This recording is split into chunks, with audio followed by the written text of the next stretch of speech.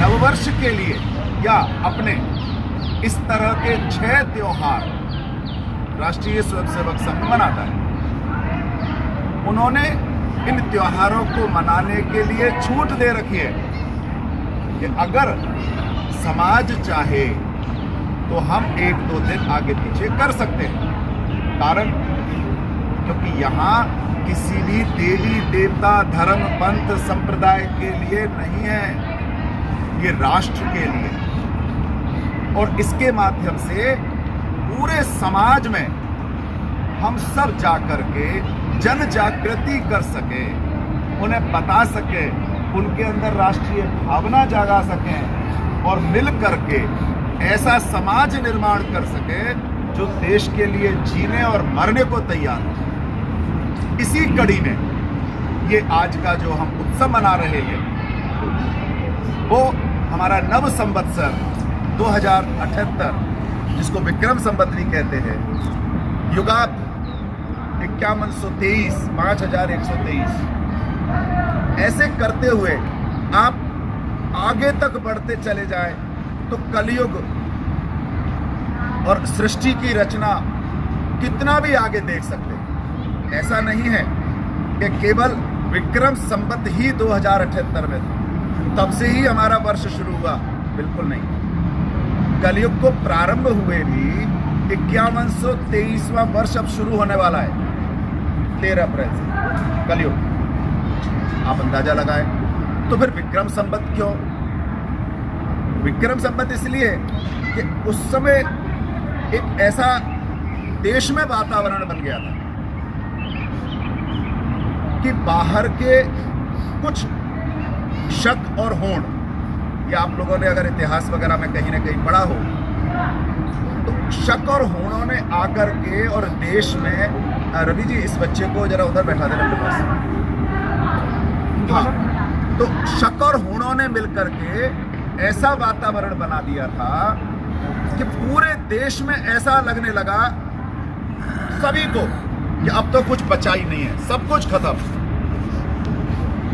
बिल्कुल पूरे देश में अत्याचार और अपने द्वारा कोई भी धर्म कर्म का काम करने के लिए लोगों को मुश्किल होने लगी। यहाँ तक कि ये जो विक्रमादित्य, जिसके बारे में हम थोड़ा सा पढ़ते हैं, बहुत ज़्यादा तो मैं नहीं करूँगा, बाकी बातें आप यहाँ के कई लोग बातचीतों में आपको बता देंगे। इन्हें भी बचपन में ही जन्म लेने के बाद छुपते छुपाते किसी और घर में इनको पालन पोषण किया गया। कहते हैं कुम्हार के घर में इस बच्चे का पालन पोषण किया गया, छुपा के रखा गया, वरना ऐसे भी मार देना।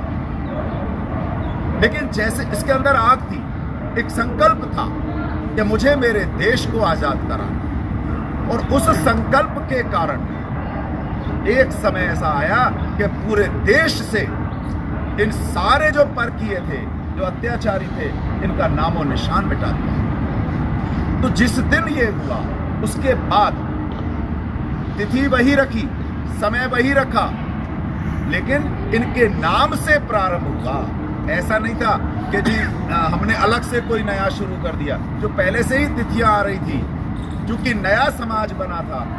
इसलिए विक्रमादित्य के नाम से, विक्रम संवत के नाम से ये आज से 2077 वर्ष पहले ये शुरू कर दिया गया। तब से विक्रम संवत 2078 हम मनाते हैं। ये ठीक है कि हम नववर्ष इसको भी मनाते हैं जो इस समय चल रहा है 2021। कारण हम सब जानते हैं कि देश गुलाम था, हमें माननी होती थी, और हमें माननी होती थी इस कारण से जो उन्होंने अपना थोपा अंग्रेजों ने, उसके कारण से हमने इसको मनाना शुरू कर दिया। देश आज़ाद भी हो गया, लेकिन दुख इस बात का रहा कि सारे काम इसी तिथि, इसी नए 2021 मना रहे हैं, इसी के हिसाब से होना शुरू हो गया। मैं चूंकि स्कूल में हूँ, जैसा वो बता रहे थे, तो मेरे पास एक बार वो एडमिशन के लिए टीसी आई थी। आपको आश्चर्य होगा, टीसी में कहीं पर भी अंग्रेजी सन नहीं था, पूरी टीसी में ही नहीं था। और हमारे जो वहाँ एडमिशन इंचार्ज थे, उन्हें बड़ी मुश्किल हुई। कि भाई इसमें तिथि लिख रही है, इस तिथि को हमें क्या पता कि ये तारीख क्या थी, इसमें एडमिशन में डेट क्या लिखे। यानी हमारी मानसिकता भी ऐसी गुलाम हो गई।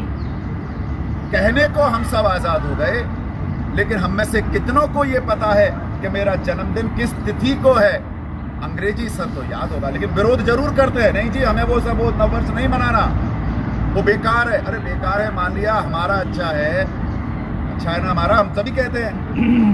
तो क्या हमें अपने त्योहारों की तिथि पता है? क्या हमें अपने जन्मदिन की तिथि पता है? क्या हम सब ही कहीं ना कहीं इसको आगे बढ़ाए जा रहे हैं और उम्मीद क्या करते हैं सरकार कुछ करे। हम सबको इन छोटी छोटी बातों को ध्यान में रखकर कम से कम अपना जन्मदिन, अपने परिवार के सदस्यों का जन्मदिन, कौन सा त्योहार कब आया, उस तिथि की भी जानकारी हम अपने परिवार से शुरू करेंगे, अपने घर से शुरू करेंगे, समाज से शुरू करेंगे, तब जाकर के धीरे धीरे वातावरण बनेगा। यहाँ ऐसा है। केवल नेपाल एक ऐसा देश है, क्योंकि वो टीसी नेपाल की थी, नेपाल से एक परिवार आया था, जहाँ पर अंग्रेजी में नहीं लिखा जाता। हाँ लगा रहा हूँ, अब कुछ वर्षों से लिखना शुरू किया है उन्होंने, 5-7 वर्षों से। उससे पहले उसमें कहीं पर भी अंग्रेजी तिथि नहीं, अंग्रेजी दिनांक नहीं आता था, केवल अपनी जो संवत का तिथि थी वही उसमें आता। ऐसा एक नववर्ष का वातावरण। और हमारा नववर्ष कोई केवल समय बदलना ऐसा नहीं होता। हम सब जानते हैं कि अब से जो एक वसंत ऋतु शुरू होती है, एक और सबसे बड़ी कमी कह लो, हम सब की ही कमी है। मैं हम सब की इसलिए कह रहा हूँ, केवल स्कूलों में शिक्षा मिले ऐसा नहीं होता। एक माँ बाप के नाते, एक भाई के नाते, एक परिवार के सदस्य के नाते, और सबसे बड़ी बात संघ के स्वयंसेवक के नाते मेरी जिम्मेदारी ये बनती है कि मैं अपने परिवार को ये बता सकूं कि ऋतुएं कितनी ऋतु होती है। 3 पढ़ी है अभी, उधर से 6 की आवाज आ रही है, देखो 3। अब उन्होंने कितनों को 6 बताया होगा मुझे नहीं पता, उन्होंने कितनों को 6 बताया होगा, लेकिन सच में ऋतुएं 6 होती हैं। बाद में पूछ लेना उनसे कि 6 ऋतु कब बता दी थी। हमने तो नमक स्कूलों में उत्तर मत कहना 6 ऋतु, काट के 0 कर देंगे, मजबूरी है। लेकिन जानकारी तो रहे। हमारे इतिहास को ही तोड़ मरोड़ के रख दिया गया, संस्कृति को तोड़ मरोड़। दिशाएं कितनी बड़ी, 10 दिशाएं। आवाज आ रही है, कितनी की आवाज आ रही है? उधर से आवाज कितनी की आई? 10। अब उनसे पूछो जी 10 दिशा हमारे आज तक कभी नहीं सुनी, क्यों हमारा नंबर गलत करा रहे हो? बाद में पूछना 4 दिशा है ना बेटा, इनसे बाद में पूछना कि आपने जो अंकल जी आए थे उनके सामने 10 क्यों कहा। ये केवल हम सब जानते भी हैं, लेकिन मुश्किल ये है हम अपने घर परिवार क्यों नहीं बातचीत कर पाते। ये जानकारियां जब तक इस नई पीढ़ी को नहीं होंगी तब तक ये वही ऋतुएं 3 पढ़ेंगे, दिशाएं 10 पढ़ेंगे। नववर्ष उस 1 जनवरी को तो मनाएंगे, 31 दिसंबर की रात को पार्टी कर लेंगे। लेकिन क्यों मनाएं? इसलिए मनाएं, क्या है हमारे देश में ऐसा ऋतु परिवर्तन अभी भी पूरे भारतवर्ष में, पूरे भारत में यही महीने एक ऐसे होते हैं जो पढ़ाई के सर्वोत्तम माने गए। चारों तरफ हरियाली खुशहाली, ऐसा एक वातावरण जो नववर्ष में बनता है। तो हम सभी एक छोटी सी वो वीडियो क्लिप पहले बहुत चलती थी, जब एक बच्चा घर में आ रहा है कि पापा वो कुछ लोग आए थे और वो भगवा झंडा लगा के कहे कि हमारा नववर्ष है। बताओ इनसे पूछो, इनको ये नहीं पता कि हमारा नववर्ष तो 1 जनवरी को होता है। तब बापू जी बताते हैं नहीं बेटा, हमारा नववर्ष तो विक्रम संवत से, चैत्र के शुक्ल पक्ष से। हाँ एक और समझ लेना, कईयों को और गलतफहमी होती है कि हमारे जो 12 महीने हैं, अभी मैं नाम भी नहीं पूछूंगा, आप लोग आपस में कर लेना बातचीत, लेकिन जो पहला महीना है वो चैत्र मास का है, और चैत्र मास भी आधा निकल चुका है। चैत्र मास से हमारा नववर्ष शुरू नहीं होता, आधा चैत्र मास निकल जाता है, तब जो शुक्ल पक्ष आता है उसके पहले यानी प्रथमा या वर्ष प्रतिपदा कहलाता है, उस दिन हमारा नववर्ष आता है। तो हम सब एक संकल्प जरूर करेंगे कि हम सब मिलकर के और अपने घर में, अपने मोहल्ले में, अपने दोस्तों को, सबको इन सब चीजों की जानकारी तो अवश्य देंगे, जिससे कि हम अपना नववर्ष, जो भारतीय नववर्ष है, हिंदू नववर्ष है, उसे हम धूमधाम से समाज में आगे बढ़ाने का काम अगर कोई कर सकता है तो हम स्वयंसेवक ही कर सकते हैं, किसी और पर अब भरोसा नहीं। लेकिन आज का दिन कई महान हस्तियों के और भी जन्मदिन का भी है और कई ऐसी ऐतिहासिक घटनाएं भी हैं, विशेषकर आप लोगों को जानना बहुत जरूरी है। भगवान राम का मंदिर बन रहा है, हम सबको पता है, एक अच्छा खासा वातावरण बना है। तो राम का जो राज्याभिषेक हुआ था, जब वो 14 वर्ष का वनवास पार करके और घर आ गए थे, तब जो राज तिलक किया गया वो इस नववर्ष वाले दिन ही राज तिलक किया। और बड़ी बात, युधिष्ठिर का भी राज तिलक आज के ही दिन हुआ, यानी रामायण काल हो या महाभारत काल हो, राज तिलक का दिन सबसे ज्यादा शुभ इसी को माना गया, अपने विक्रम संवत की जो प्रतिमा है ना, वर्ष प्रतिपदा को। लेकिन कई महापुरुषों के जन्मदिन भी हैं। विशेषकर अगर मैं बात करूं तो जैसा आपने देखा, शाखा लगने से पहले आद्य सरसंघ चालक प्रणाम हुआ, संघ के संस्थापक जिन्होंने संघ प्रारंभ किया, ऐसे हमारे परम पूजनीय डॉक्टर केशवराव बलिराम हेडगेवार जी का भी जन्मदिन आज के दिन सूर्योदय के समय हुआ, सुबह सुबह का समय उनका जन्म। इनका जन्म होने के बाद कुछ घटनाएं मैं ध्यान दिलाता हूं केवल आप लोगों के प्रेरणा के लिए, बाकी तो सब चर्चाएं होती हैं, मैंने पता किया है कि चर्चाएं होती रहती हैं। स्कूलों में लड्डू मिलते हैं, खुश हो जाते हैं, खिला दो जी, और एक अगर मौका मिले तो दूसरा भी दे दो। लेकिन जब डॉक्टर साहब को लड्डू दिया गया, उनसे पूछा, क्यों जी, किस बात के लड्डू है सर जी?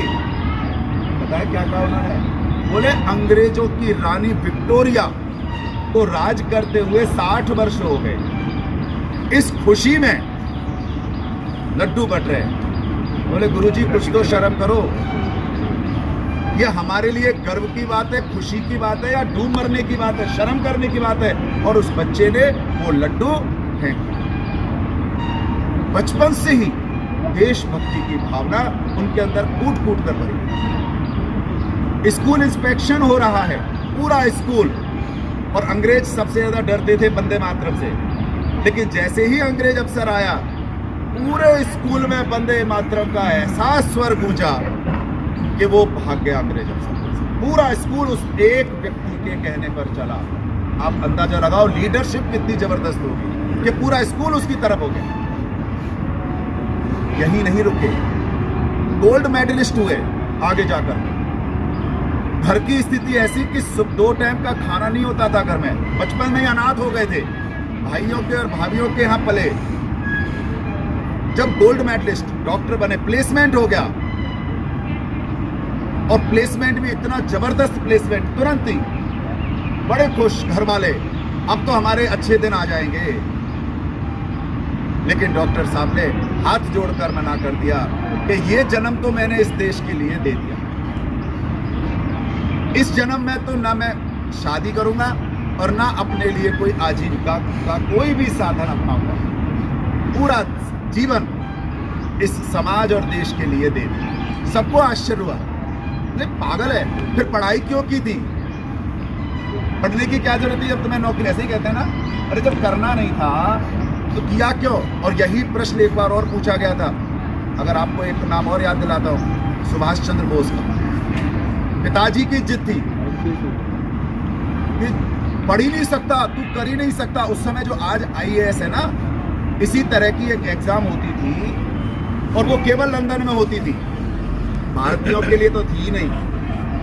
लेकिन उसके पिताजी बड़े पोस्ट पर थे, तो जब लगातार पुशअप किया और ये कहा कि बेटा तू किसी लायक ही नहीं है, कर ही नहीं सकता, उन्होंने कहा करके तो दिखा दूंगा लेकिन नौकरी नहीं करूंगा अंग्रेजों की। और मात्र 6 महीने की पढ़ाई में उन्होंने वहां टॉप किया। ऐसे ही हमारे डॉक्टर साहब गोल्ड मेडलिस्ट बने, बोले दिखा सकता हूं कि मैं योग्य हूं, मैं पढ़ लिख करके वहां पहुंच सकता हूं, और वहां पहुंच करके अगर मैं काम करता हूं समाज और देश का, तो प्रेरणा समाज को दे सकता हूं, ना कि केवल ये कि जी सर्व संपन्न है, घर वालों के पास खूब पैसा है और ऐसे में अगर कुछ दे दिया। अभी राम जन्मभूमि निधि के लिए पैसा इकट्ठा हुआ था, कितने सारे उदाहरण ऐसे आए, पाई पाई जोड़ा हुआ पैसा लोगों ने दे दिया। और एक ऐसे भी थे जिनके पास खूब सारा था, उन्होंने देखा चाय है, ले भाई 100 रुपए की पर्ची ले काट, जबकि उनके पास लाखों रुपए दे सकते थे। लेकिन वहां कहीं ऐसे भी थे कि एक महिला मृत्यु शैया पर पड़ी है और मरते मरते क्या कह के गई है कि मेरे जितने भी गहने हैं उन सारे गहनों को इस निधि समर्पण में दे दे। ऐसे भी लोग, सब तरह के लोग। डॉक्टर साहब यही कहते थे, योग्य बनो। और उन्होंने जब देश के लिए जितने भी क्रांतिकारी आंदोलन होते थे, चाहे महात्मा गांधी जी के साथ हो, चाहे वो सुभाष चंद्र बोस के साथ हो, सबके साथ मिलकर के उन्होंने देश के लिए हर एक कार्यक्रम में भाग लिया। जेल भी गए, 2 बार सश्रम कारावास की सजा भी भुगती। तब उनके दिमाग में एक बात आई, जो यही प्रश्न जो मैं बता रहा हूं, यही प्रश्न एक बार स्वामी विवेकानंद से भी पूछ लिया था। स्वामी विवेकानंद से एक बार एक प्रश्न पूछा किसी जो बड़े प्रेरित हो गए थे। बोले जी स्वामी जी आपके तो विचार सुनकर के एकदम खड़ा होने का सा लग गया कि अब जोश आ गया है, तो स्वामी जी आप ये लीडरशिप क्यों नहीं संभाल लेते? देश जल्दी आज़ाद हो जाएगा और आप हमारे नेता हो गए और ये हो गए, और जैसा कहते हैं देखो जी आप आगे बढ़ो, हम साथ हैं, आप हमारे नेता बन जाओ, लीडरशिप संभालो। स्वामी विवेकानंद जी ने भी वही कहा जो परम पूजनीय डॉक्टर साहब ने कहा, बन तो मैं जाऊंगा और देश भी आजाद करा दूंगा, पर क्या संभालने लायक हो? क्या इस देश की आजादी को संभाल पाओगे? यही प्रश्न एक बार सुभाष चंद्र बोस जी के सामने जब एक मीटिंग हो रही थी, वहां जब ये प्रश्न आया तो बड़े आश्चर्यजनक ढंग से प्रश्न आया कि देश की जो आज की स्थिति है, उस स्थिति में किसी भी सूरत में इस देश की आजादी अगर आज आजाद हो जाए तो हम संभाल नहीं सकते। तो बोले क्या करना होगा? कि इस पूरे समाज को इकट्ठा करना होगा, पूरे समाज को इकट्ठा करेंगे तब जाकर के हम अपनी आजादी को संभाल पाएंगे, वरना बहुत बुरी स्थिति होने वाली है आजादी के बाद। सर्वसम्मति से तब एक प्रश्न और आया कि अच्छा इसको फिर कैसे संभालें? मान लिया हमने आपकी बात, तो अब एक बात तो बता दो कि सबको इकट्ठा कैसे किया जा सकता है? आपको आश्चर्य होगा, छोटे बच्चों ने अभी मेंढक नहीं देखे होंगे, बड़ों से पूछ लेना, क्योंकि अब शहरों में तो मेंढक रहे नहीं, है ना? मेंढक, हाँ, नाम ही केवल फोटो में देखना बेटा, केवल किताबों में है ना, देखे? हाँ, तो मेंढकों का क्या होता है कि जब अगर उन्हें तोलने जाओगे ना, एक को रखा, जब दूसरे को उठाकर रखोगे तो पहला उछल करके बाहर। तो कितना बढ़िया उदाहरण दिया था कि जैसे जीवित मेंढकों को कभी भी नहीं तोला जा सकता, ऐसे ही इस समाज को कभी भी इकट्ठा नहीं किया जा सकता। ये सुभाष चंद्र बोस के सामने जब एक भरी सभा में मीटिंग हो रही थी, जहां सभी प्रमुख लोग थे, वहां जब ये प्रश्न आया, तब डॉक्टर साहब ने खड़े होकर कहा था, ऐसा नहीं है सुभाष जी, मैं डॉक्टर केशव राव बलीराम हेडगेवार आज अपने पूर्वजों को याद करते हुए प्रतिज्ञा करता हूं कि आजन्म ब्रह्मचारी रहते हुए जब तक इस देश के हिंदू समाज को इकट्ठा नहीं कर दूंगा, मैं चैन से नहीं। सभी ने कहा पागल हो गया। कुछ लोगों को लेकर के संघ शुरू किया, और एक बार सुभाष चंद्र बोस जब ट्रेन से जा रहे थे, दूर से दिखाई दिया, जैसे हम संचलन निकालते हैं, यहाँ भी निकला होगा संचलन एक आध बार, तो जब परेड जिसको कहते हैं निकल रही थी, सुभाष चंद्र बोस ने पूछा कि ये क्या है, ये कौन सी सेना है? उस समय सेना की ड्रेस होती थी।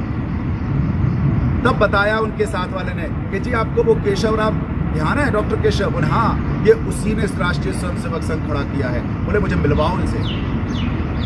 उनसे मिलने के लिए सुभाष चंद्र बोस जी लालायित होने लगे, और डॉक्टर साहब ने अपने पूरे जीवन में जो संकल्प लिया, वो 1940 में जब मृत्यु शैया पर थे, आखिरी बौद्धिक के दिन, जब उन्होंने देखा कि भारत के प्रत्येक राज्य का एक कम से कम कार्यकर्ता, स्वयंसेवक वहां प्रशिक्षण लेने आया हुआ है, यानी पूरे देश का वहां पर प्रतिनिधित्व था, तब उन्होंने कहा था आज मेरा सपना पूरा हो। पूरे देश में अगर इस तरह का माहौल बन गया कि प्रत्येक राज्य से यहां पर प्रशिक्षण लेने आ गए हैं नागपुर में, तो अब वो दिन दूर नहीं है जब इस देश का हिंदू समाज इकट्ठा हो जाए। और उसी वक्त कहते हैं थोड़ी देर बाद ही डॉक्टर साहब ने अपना शरीर छोड़ दिया। यही विचारधारा रखते हुए अगर मैं दूसरा नाम लूं तो भारत रत्न डॉक्टर भीमराव अंबेडकर जी, बचपन से कितने संकटों में उन्होंने झेला। अगर नहीं पता हो तो किसी से पूछना। उन्हें ढंग से क्लास में ना बैठने दिया जाता ना पढ़ने दिया जाता, कितना भेदभाव किया, लेकिन अगलों ने शिकायत नहीं की, डरे नहीं, घबराए नहीं, कोई दिक्कत नहीं है, मैं दूर बैठ के पढ़ लूंगा, लेकिन पढ़ूंगा। उन्होंने तभी संकल्प कर लिया था, अलग बैठाओगे ना, बैठाओ, पानी नहीं पीऊंगा ना सही, लेकिन पढ़ के दिखाऊंगा। बिना सुख सुविधाओं के जब उन्होंने अपना संकल्प लिया, और हम सबको पता है कि जो संविधान के निर्माताओं में एक बड़ा नाम अगर आता है तो वो हमारे डॉक्टर भीमराव अंबेडकर जी का। लेकिन संविधान बनाते समय, उस पुस्तक को देते समय उन्होंने कहा था, बहुत बड़ी बात कही थी उन्होंने, कि ये संविधान पुस्तक से नहीं चलेगा, इसको लागू करने वालों के अंदर संकल्प शक्ति चाहिए। वरना कितना भी बड़े से बड़ा, अच्छे से अच्छा नियम कानून बना लो, अगर इसको लागू करने वालों की नीयत अच्छी नहीं है तो कभी भी कोई भी नियम, कोई भी संविधान सफल हो ही नहीं सकता। इसलिए उन्होंने बहुत ही जोरदार ढंग से अपनी बात रखी थी कि इसको पूरे ईमानदारी से, भाई बंधुत्व के हिसाब से इसको लागू किया जाए। उन्होंने एक बात और कही, बहुत बढ़िया बात, जो शायद एक केवल संकेत में मैं कह रहा हूं, बच्चों को समझ में कम आएगी शायद, कि स्वतंत्रता और समता ये सिक्के के दो पहलू। अगर स्वतंत्रता की तरफ जाते हैं तो समता नहीं आ सकती, और समता की तरफ जाते हैं तो स्वतंत्रता नहीं आ सकती। ये दोनों तभी आ सकते हैं जब हमारे देश के प्रत्येक व्यक्ति के अंदर बंधुत्व का भाव आ जाए, और इस बंधुत्व के भाव को ही उन्होंने धम्म कहा, यानी धर्म कहा, और उन्होंने बौद्ध धर्म अपनाया। उनके हिसाब से बौद्ध धर्म में धम्म जो है वो यही भाई बंधुत्व को बढ़ाने वाला है। उनके पास लालच आया था, ईसाइयों के द्वारा भी, मुस्लिम समाज के द्वारा भी, बोले ना ना ना, ये सब तो हमारे लिए दुश्मन है। हमारी ही देश की संस्कृति और सभ्यता में अगर कोई है, वही सबसे ज्यादा वसुधैव कुटुंबकम का भाव रख सकता है। पढ़ना चाहिए। डॉक्टर साहब, डॉक्टर भीमराव अंबेडकर को जिस तरह से संकुचित विचारधारा में डाल करके एक तरफ कर दिया गया, वो इस देश के लिए थे, किसी जाति, धर्म और समाज और पंथ के लिए नहीं। ऐसी महान हस्तियों का जन्मदिन भी आज है, और आज के दिन यानी 13 अप्रैल विक्रम संवत 2078 वर्ष प्रतिपदा को हम सब इनको पुनः स्मरण करें, और स्मरण ही ना करें, इनमें लिखी हुई इनकी जानकारी के आधार पर अगर कुछ प्रेरणा ले पाएं तो सच में हमारा जीवन सफल होगा ही। मैं, मेरा घर, मेरा परिवार, मेरा समाज, मेरा मोहल्ला, मेरा देश परम वैभव पर पहुंचेगा। और जो हम प्रार्थना की आखिरी पंक्ति बोलते हैं, और मुझे तो बड़ा अच्छा लगा जब आपने यहाँ पर लगा रखा है, परम वैभवन ने तुम्हें तत्व राष्ट्रम, हे राष्ट्र तुझे परम वैभव पर पहुंचाएंगे। और आखिरी में एक ही नारा स्वयंसेवक बोलते हैं, किसी देवी देवता की जय नहीं बोलते, हम एक ही जयकारा बोलते हैं, भारत माता की जय।